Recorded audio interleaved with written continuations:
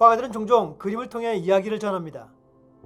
이번 영상에 등장하는 화가들은 상상 속의 이야기뿐만 아니라 종교적, 신화적, 그리고 역사적인 이야기를 명화로 표현했습니다.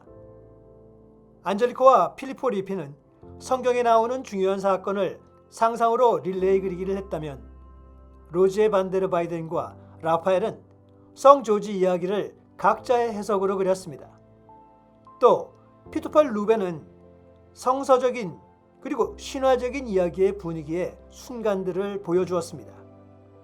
존 싱글턴 코플리는 실제 사건을 엄청난 긴장감으로 묘사한 반면, 클로드 조셉 베르네는 상상 속의 모험을 그렸습니다. 그런가 하면 오거스트 세인트 가우덴스와 제이콥 로렌스는 남북전쟁 시대의 인물들을 영웅화했습니다. 이 장에서 다양한 화가를 비교하면서 이야기를 묘사할 때 화가가 어떤 선택을 하는지, 그리고 이야기를 전달하는데 미술에 어떤 요소가 기여하는지 생각해 보시기 바랍니다.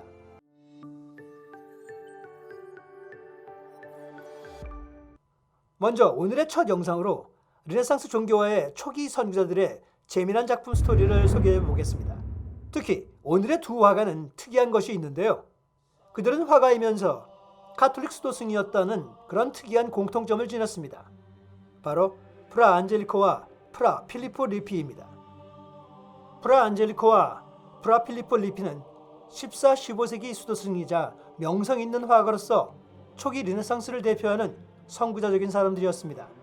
신약 성경에 기록된 바와 같이 예수님의 생애는 베들레헴에서 비범하면서도 겸손하게 태어나시면서 시작되었습니다.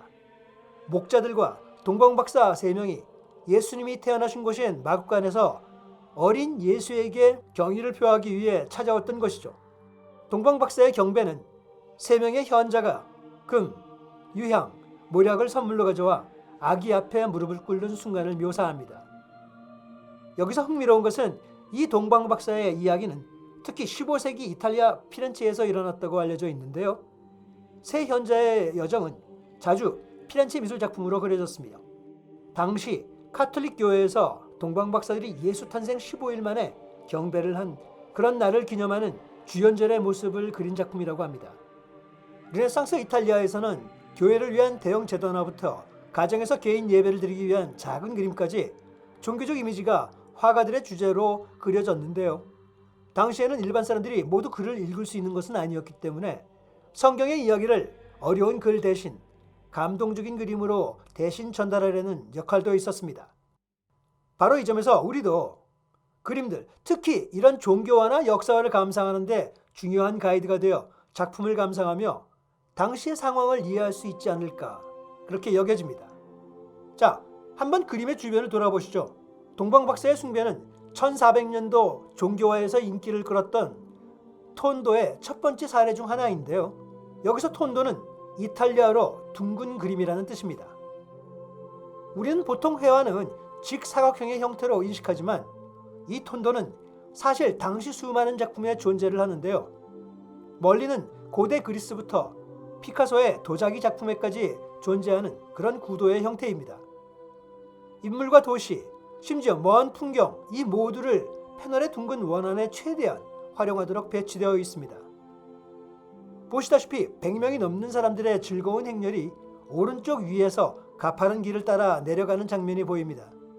그리고 사람들의 줄은 암석 노두를 둘러싸고 아치형 관문을 통해 도시로 들어가는 모습을 보입니다.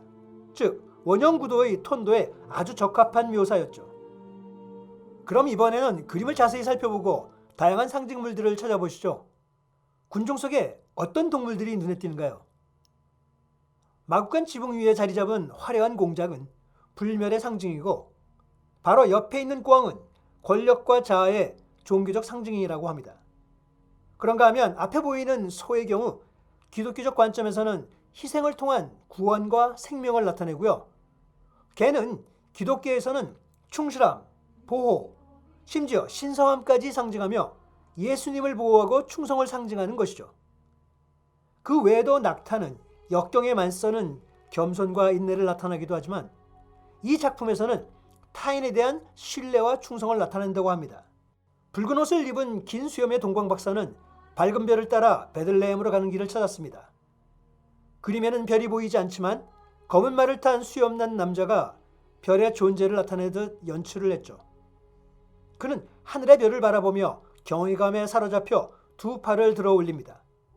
즉, 이런 그림에서 작품에 보이지 않지만 중요한 메시지를 이렇게 자세와 표정으로 무형의 메시지를 전달하기도 하는 것이죠. 그림을 좀 더 확대해서 이 그림의 주인공인 어린 예수를 보겠습니다. 어머니의 무릎에 앉으신 아기 예수가 오른손을 들고 동방박사를 축복하고 있습니다. 왼손에는 석류를 들고 그 수많은 씨앗은 기독교 교회에 의해 모인 많은 사람들을 상징합니다. 화가는 그림에서 가장 중요한 인물의 주의를 끌기 위해 귀중한 금박을 사용했는데요.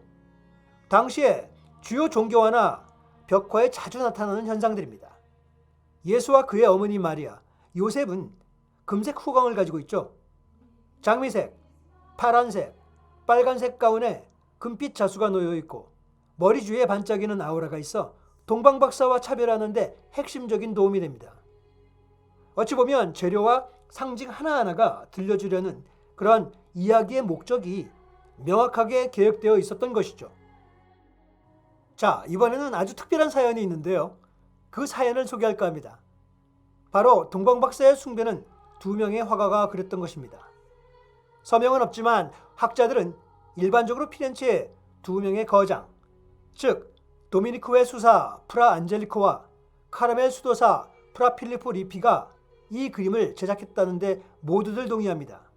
그러나 두 화가가 어떻게 같은 그림을 작업하게 되었는지는 정확히 알려지지 않았는데요. 원래 이 작품은 15세기 피렌체의 부유한 미술 후원가 가문인 메디치 가문의 소장품이었습니다.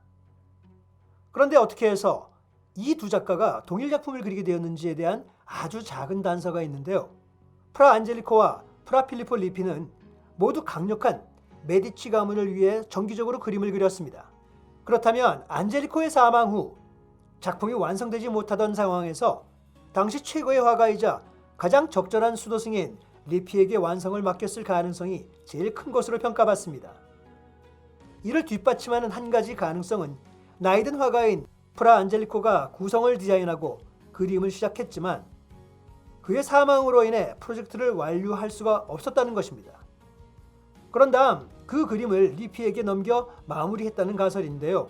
아마도 몇 년 동안 한 예술가의 작업에 남아 있었고 보조자들이 작업을 했을 수도 있습니다. 각 예술가의 독특한 그림 스타일을 연구한 미술사학자들은 리피가 동방박사를 그린 반면 안젤리코는 마리아의 얼굴을 그렸다고 믿고 있습니다. 여러분, 가장 귀한 금속 중 하나인 금은 전 세계 화가들이 사용해온 소중한 재료입니다. 르네상스 이탈리아에서는 신성한 존재나 형상을 나타내고 영원한 천국 영역을 상징하기 위해 종교 그림에 금을 자주 사용하게 되었습니다. 13세기부터 16세기에 제작된 대부분의 이탈리아 미술은 종교적인 주제를 담고 있기 때문이죠. 이 작품들은 박물관에 걸도록 의도된 것이 아니라 경건한 목적으로 성스러운 교회는 물론 개인을 위한 예배당에 사용되도록 제작되었다는 점도 중요합니다. 실제로 금장시계에 촛불을 켜면 그 효과가 눈부셨다고 합니다. 이번 영상에서 아마 국내 최초로 구체적인 과정을 공개하는 이 특별한 기법은 금박 삽입법이라고 하는데요. 13세기부터 15세기에 이탈리아에서 제작된 대부분의 그림은 종종 흰색 포플러로 만든 나무 패널을 사용하고 있습니다. 패널에는 악교를 먼저 칠하여 물감이 나무에 스며드는 것을 방지했고 그 다음으로 밝은 흰색 젯소를 도포하였죠. 화가들은 분말 물감에 물과 달걀을 섞어 그림을 그렸는데 그 결과 밝은 색이 탄생했습니다. 이것이 바로 에그 템페라인 거죠. 그림의 금색 부분에는 희석된 볼레라고 하는 점토를 젯소 표면에 먼저 칠합니다. 이것은 섬세한 금박을 위한 중요한 필수 과정인데요. 이 위에 금박을 작은 부분에 조심스럽게 도포한 다음 버니셔로 매끄럽게 하고 광택을 냅니다. 이로 인해 금의 눈부시게 빛나는 표면이 생겨 디자인과 패턴을 만들기 위해 도구로 가공될 수도 있었습니다. 이렇듯 우리가 자주 본 성화들이지만 단순히 성화로만 여겨져 온 이 글리딩 기법의 종교화 기법은 지속적으로 서양 미술에 전수되며 많은 사람들이 사랑하는 구스타프 클림트에게까지 전수되고 발전시키게 되었습니다. 자, 어떠셨나요? 여러분들께 생소했던 종교화에 감상하는 방법과 제작 기법을 소개해드렸는데요.